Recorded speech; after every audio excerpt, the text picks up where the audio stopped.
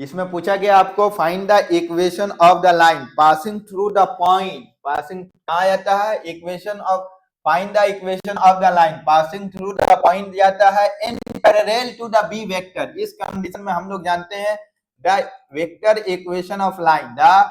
Vector लिखेंगे आपको line, equation of line, और पास्ट किसके होता है, passing through the point, passing through किस पॉइंट से जाता है, passing through the point, the आपको पॉइंट होगा ए वेक्टर से, तो ए आपको यहाँ एक्स वाई जेड कोऑर्डिनेट दिया हुआ है, उसको वेक्टर फॉर्म में कन्वर्ट करेंगे। एन पैरेलल होता है, एन पैरेलल होता है किससे, पैरेलल होता है आपको बी वेक्टर से, ठीक है, बी वेक्टर से। तो देखिए आपको क्या लिखा हुआ है यहाँ, पॉइंट ए वेक्टर निकाल लीजिए, कोऑर्डिनेट में दिया हुआ है तो 3 आई कैप लगा देंगे, फिर करेंगे, प्लस ही होगा। अगर यहाँ माइनस होता तो माइनस इंटू प्लस माइनस हो जाता है, तो यहाँ आपको लिखना है जे कैप, और क्या लिखना है आपको 5 के कैप। अब parallel to the vector B vector होता है, तो बी वेक्टर का वैल्यू यहाँ दिया हुआ 2 आई कैप और प्लस 2 जे कैप और क्या है minus 3 K cap. Vector equation of line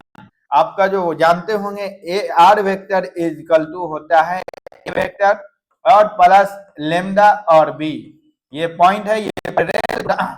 ये आपको पैरेलल है टू द वेक्टर का।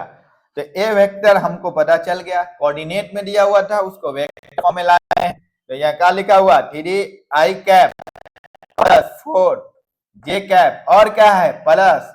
5 के कैप, और क्या लिखेंगे लेमडा, और बी वेक्टर क्या है 2 है आई कैप है और प्लस 2 है आपको जे कैप है और माइनस 3 है के कैप है। कहा यहाँ देखिए बी वेक्टर का वैल्यू लिख दिए, आपका ये फाइनल आंसर हो गया। यहाँ आपको पॉइंट पे दिया है, कभी कभी आपको ये वेक्टर का वैल्यू दिया रहेगा, अब बोलेगा कार्टेशियन फॉर्म में निकालेंगे, तो ए वेक्टर मालूम है डायरेक्शन रेशियो इससे निकलेंगे, ये ए का वैल्यू ये बी का वैल्यू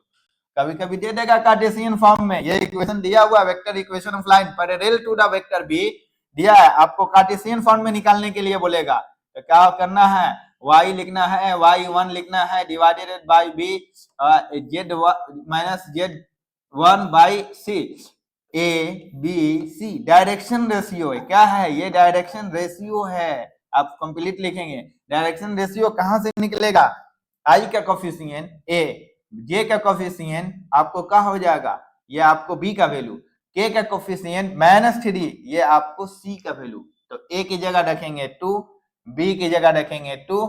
सी की जगह -3। कोऑर्डिनेट निकलेगा कहां से, बस यही कोऑर्डिनेट है, बस यही तो वेक्टर फॉर्म में लाए हैं, तो 3x की जगह और क्या 4j, y की जगह और क्या प्लस के कैप, तो कार्टेशियन फॉर्म में भी निकाल सकते हैं। जब एक पॉइंट दिया है वेक्टर फॉर्म में, एक पॉइंट और एक वेक्टर फॉर्म में, एक ए वेक्टर फॉर्म में कन्वर्ट किए, दूसरा बी का वैल्यू मालूम है निकाल लिए, कभी ये दिया रहेगा पोजीशन वेक्टर, आपको बोलेगा कार्टेशियन फॉर्म में निकालने के लिए, देखिए निकाल के आपको पुट कर देंगे आप। नेक्स्ट